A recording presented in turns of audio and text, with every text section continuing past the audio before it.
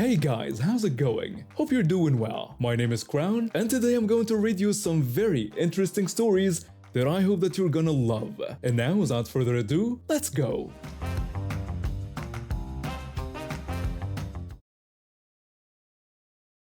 I got my dog 6 years ago when I was living alone in my late 20s, fresh out of a rough patch that left me needing something steady in my life. A friend's dog had just had a litter, and I drove 2 hours to pick her up without thinking twice. Best decision I ever made. She's a medium-sized mutt with floppy ears and a dramatic streak. She'll whine at you like you've committed a crime if her walk is 5 minutes late. She also has a complicated relationship with my cat, which mostly involves chasing him under the couch and then looking confused when he hisses at her. But she's mine and I am hers, and that's always been non-negotiable. 2 years after I got her, I met my boyfriend. We clicked fast. He was funny, attentive, and from the very first time he came over, he got down on the floor and let my dog climb all over him. He called her a good girl. He brought her treats. He laughed when she chased the cat. I remember thinking, this is a man who gets it. We dated for 4 years. We talked about moving in together plenty of times over those years, always casually, always warmly, and my dog was always part of that picture. Never once did he flinch.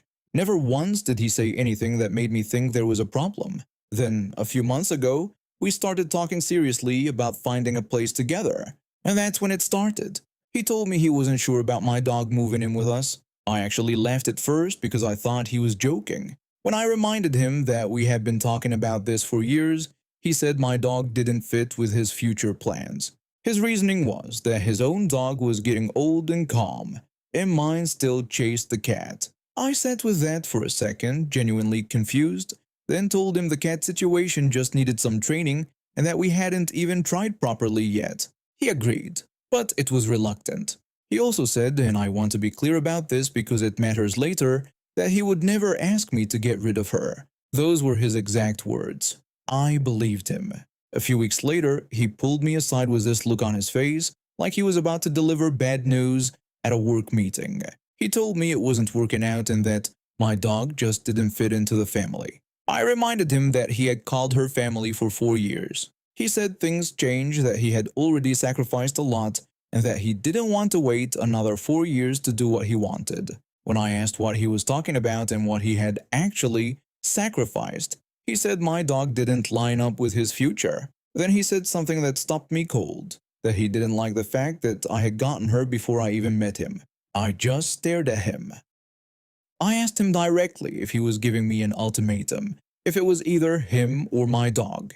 He didn't answer. He just looked at me and the silence said everything. I asked him why this was suddenly an issue after 4 years together. He told me he had been thinking about it since the day we met. I asked him why he had said nothing all that time, and he told me he thought he could handle it but couldn't anymore. I told him there was nothing to handle, that she wasn't a burden, that she was family. He said she was just a dog. Something shifted in me when he said that. Not anger, not yet. More like the feeling you get when you realize something has been broken for a long time and you're only now noticing it. I told him she was not just a dog, that she had been with me through everything. He said that was exactly the problem, that he wanted us to start our life together, just the two of us. I told him she was part of my life and that he had known that from day one. He said he wanted to travel without worrying about a dog, wanted a clean house without dog hair everywhere, and wanted to feel like my priority. I told him he was my priority, but that didn't mean I had to give up everything else I loved. He said it wasn't everything, it was just one dog. I told him it was one dog I had for 6 years, one he had claimed to love for 4 of them. He said he had tried, he really had, but that he needed me to choose. I told him he was asking me to abandon a living creature that depended on me, one that had never done anything wrong. He said I could find her a new home and that it wasn't that serious. I told him she had a home and it was with me. He asked if I didn't want a future with him. I told him I thought I did, but that I wasn't so sure anymore. He asked what that was supposed to mean, and I told him it meant I was seeing a side of him I had never seen before and didn't like. He said he was just being honest about what he wanted. I told him he wasn't being honest, he was being manipulative, and that he had spent 4 years pretending to be fine with her and was now using it as leverage. He said he hadn't been pretending, that he had just changed his mind. I asked him if he really expected me to change my entire life because he changed his. He told me again that it sounded like I was choosing the dog over him. I told him I was choosing myself, and that I was choosing to be with someone who didn't try to make me give up the things I loved as proof that I loved them. He stared at me like I had just said something incomprehensible. I told him I wanted him out by the end of the week and that I would call the landlord about taking over the lease myself. He asked if I was serious and wanted to know where he was supposed to go. I told him that was not my problem and that he should have figured it out before deciding to give me an ultimatum he had apparently been quietly planning since the day we met. He kept talking. I stopped listening. I walked to the bedroom and my dog padded in right behind me. I closed the door. Through it, I could hear him going on about how unreasonable I was, how I was throwing everything away over an animal. I sat on the edge of the bed. My dog jumped up next to me, rested her chin on my knee, and looked up at me with those big dumb eyes, like she always does. She had never once lied to me, not for a single day in 6 years. He was gone by Friday. My best friend and I had known each other since we were kids. We grew up on the same street, went to the same school, and had been inseparable ever since. When she got into a serious car accident 3 years ago and ended up in a wheelchair, it hit me just as hard as it hit her. Watching her go through rehab, relearn how to navigate a world that wasn't always built with her in mind, and still come out the other side with her humor and spirit intact, it made me appreciate her even more. So when we finally decided to take a proper vacation together, we were serious about it. We spent months researching resorts, reading reviews, and cross-checking accessibility features. We weren't just looking for a pretty beach, we needed a place that actually thought about guests like her. Wide doorways, beach wheelchairs, accessible rooms, the whole thing. We found the Sunset Paradise Resort, and everything looked perfect on paper. We booked it immediately. The first day lived up to every expectation. The staff was warm and attentive. Our room had all the modifications she needed without looking clinical or awkward. We spent the afternoon by the pool, laughing about nothing, making fun of each other the way we always have. It felt like exactly the reset we both needed. Then came lunch on day 2. We were at the open buffet. I was reaching for some grilled vegetables when I heard a crash behind me. I spun around and saw her wheelchair tipped sideways and a woman standing over her looking more annoyed than concerned. I rushed over and asked if she was okay. She told me she was fine, just a little shaken. The woman who had knocked into her just stood there tapping her foot like we were inconveniencing her. I turned to the woman and told her she had just knocked my friend over and that she owed her an apology. The woman rolled her eyes and said my friend shouldn't have been in the way, that there was barely any room to move around as it was. I'll call her Karen because, well, she earned it. The buffet area was wide open, and my friend had been keeping to the side to avoid getting in anyone's path. I told Karen that my friend had every right to be there just like everyone else, and that she needed to watch where she was going. Karen told us whatever and said to keep my friend out of her way next time, then walked off. We stood there for a second, both trying to process what had just happened. My friend said she couldn't believe it. I agreed and asked again if she was really okay. She said she was and told me not to let Karen ruin the trip. We found a quiet corner and tried to move on. The next morning helped. The resort had beach wheelchairs that could actually roll over sand, so we spent hours at the water, swimming, sunbathing, being ridiculous. It was exactly the kind of day we'd been looking forward to. That evening, we dressed up for the resort's fancy restaurant. When we got in line, I spotted Karen ahead of us with who I assumed was her husband. My stomach dropped. I leaned over and whispered to my friend that the woman from yesterday was here. She told me to ignore her and that we were there to eat. We kept our distance, but Karen noticed us anyway. Karen made a snide remark about us being there again and said she hoped we weren't planning on running her over. I told her she was the one who had knocked into us the day before and that we were just there for dinner like everyone else. She told us to stay out of her way this time. Her husband looked mortified and tried to quiet her down. The hostess called them to their table before it escalated. We were seated on the other side of the restaurant and had a genuinely lovely meal. But when we were leaving, Karen and her husband were heading out at the same time. She walked past us and deliberately bumped into the wheelchair, then said with dripping sarcasm that she hadn't seen us there. I was about to say something, but my friend grabbed my hand and shook her head. We let it go. The next day was peaceful. We didn't cross paths with Karen at all. But that night at the resort's nightclub, things took a sharp turn. Around midnight, my friend needed the restroom. The club was packed and there was a line for the women's bathroom, but the accessible stool had its own separate entrance. When we approached it, Karen stumbled out of the regular line, clearly drunk. She pointed back at the line and demanded to know where we thought we were going. I explained that my friend was using the accessible stall, which had a separate entrance. Karen said that wasn't fair and that just because my friend was in a wheelchair didn't mean she should get to skip the line when everyone else had been waiting. My friend told her plainly that she wasn't skipping anything and that the accessible stool was the one she was supposed to use. Karen sneered and said something about how my friend must love getting special treatment everywhere and that it must be nice having everything handed to her. I stepped forward and told Karen she had no idea how hard it was to navigate the world in a wheelchair and that my friend didn't get special treatment. She got the accommodations she actually needed. Karen waved it off and said it was probably all fake anyway, just for attention. I stepped in front of my friend. But before I could say another word, Karen reached out and grabbed the wheelchair handles and spun her around, telling us not to walk away when she was talking to us. I shoved Karen's hands off the chair and told her to get her hands off it. She stumbled back in her drunk state. A crowd had formed and one of the bouncers came over and asked what was going on. Karen pointed at us and accused us of cutting the bathroom line.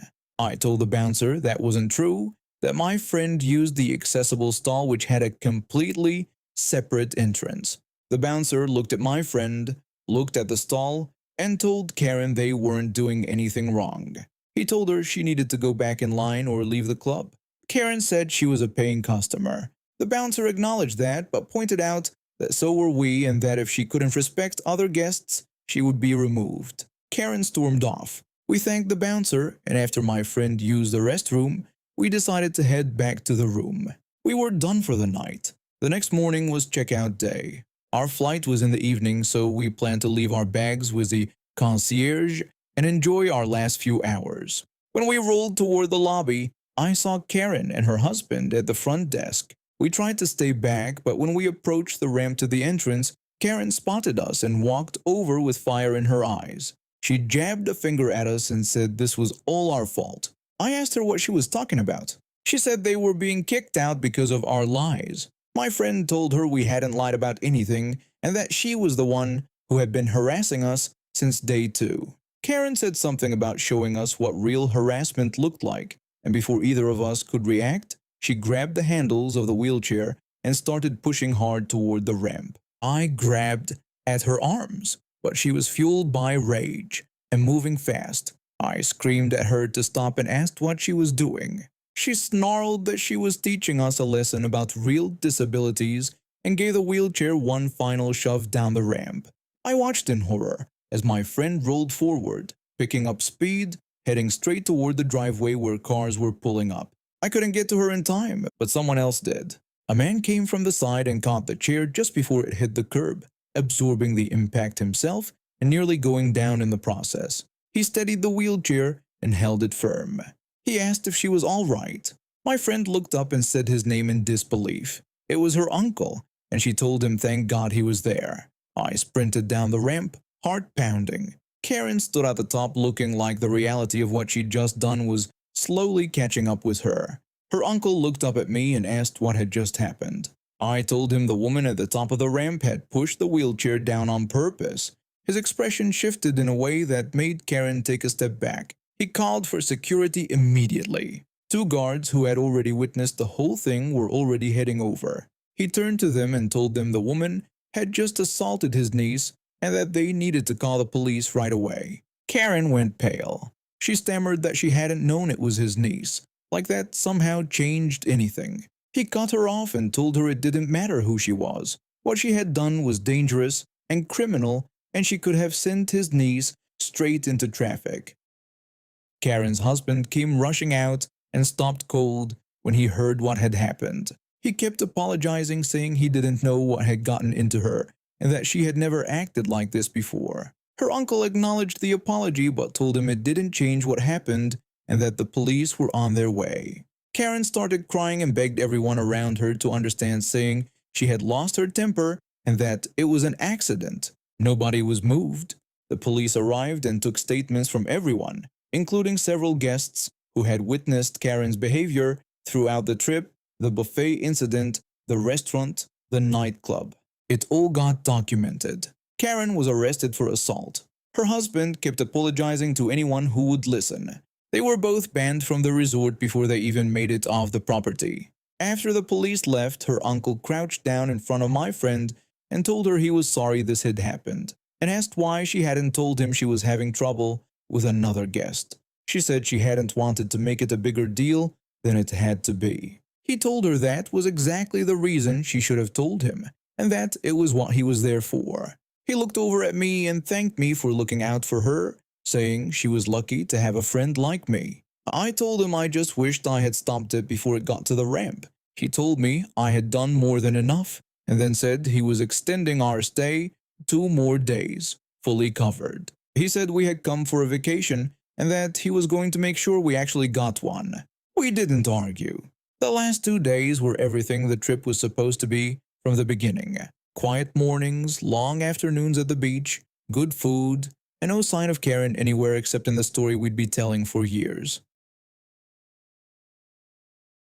My background is in marketing, about 4 years of it. I started out doing freelance social media work for small businesses, building content calendars, running ad campaigns, writing copy, the whole deal. I got pretty good at it and eventually landed a full-time position at an advertising agency that specialized in social media marketing. It felt like a step up. Better pay, real clients, a team to work with. But the place had this bizarre contradiction at its core. We were a social media agency. Our entire business model ran on the internet. We helped brands build digital presence across platforms, manage campaigns that ran 24 hours a day, collaborated with clients through Slack and email and video calls. And yet, despite all of that, leadership was obsessed with everyone sitting in the same physical office 5 days a week. We got exactly 1 work-from-home day per week, already assigned. Any other day you wanted to stay home, even for legitimate reasons, you had to burn a vacation day.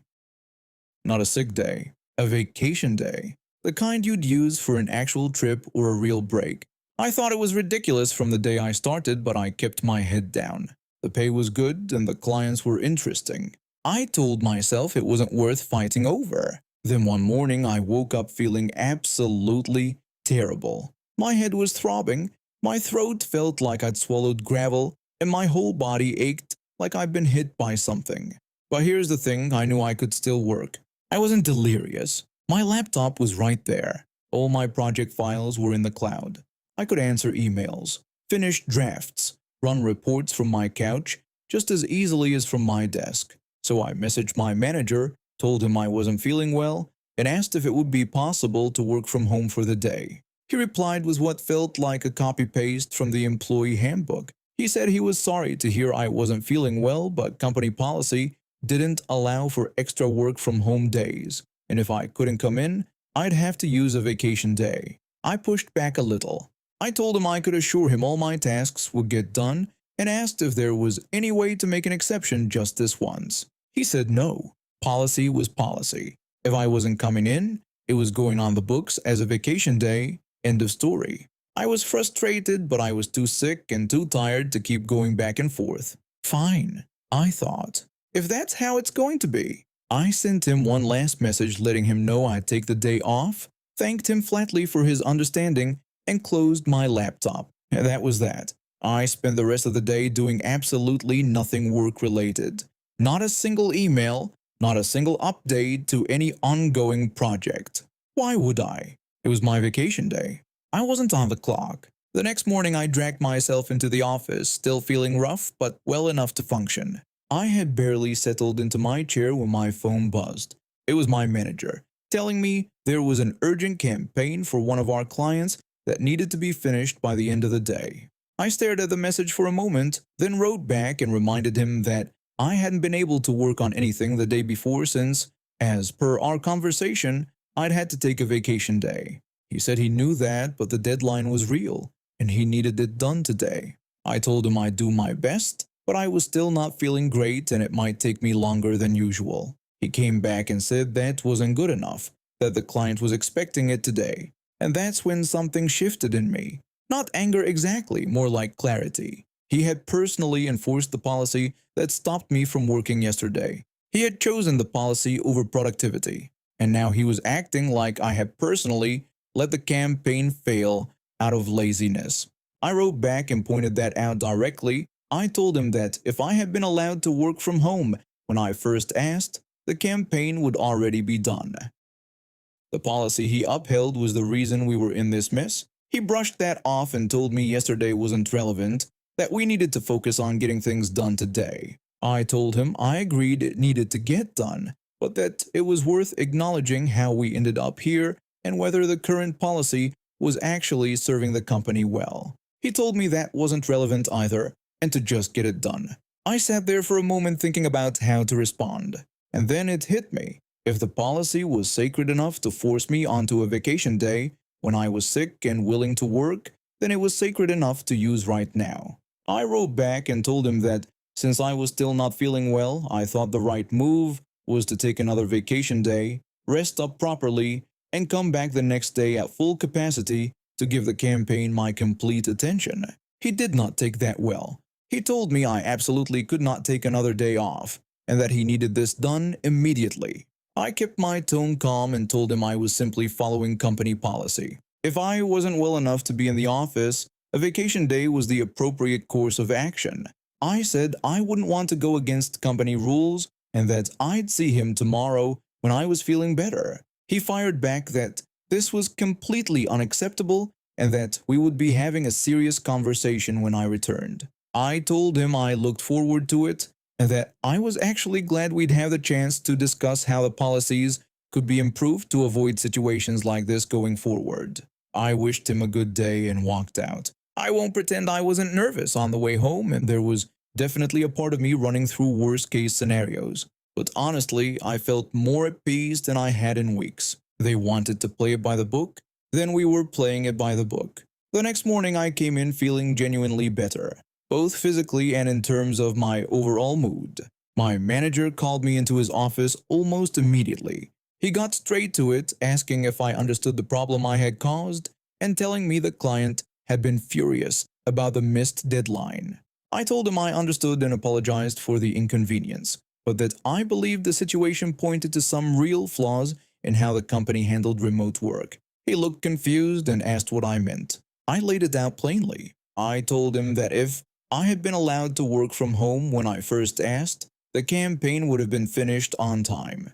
The policy he enforced was the direct reason we had a missed deadline and an unhappy client sitting in front of us right now. He shook his head and said that wasn't the point, that I should have found a way to make it work regardless. I told him as respectfully as I could that it was exactly the point. I reminded him that we were a digital marketing agency. Everything we did lived on the internet.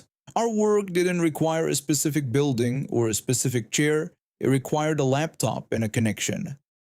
Tying productivity to physical presence wasn't just outdated, it was actively costing us client relationships. He opened his mouth and then closed it again. I watched him try to find a response and come up empty. After a long pause, he let out a slow breath and told me he'd bring it up with upper management. Then he told me to just get the campaign finished. I told him it would be done by end of day, and it was. 3 weeks later, the company quietly updated its remote work policy to work from home days per week and a separate bank of sick days that didn't touch vacation time.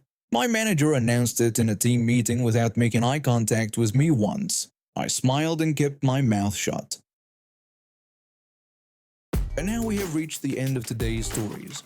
Thank you for watching, and see you next time.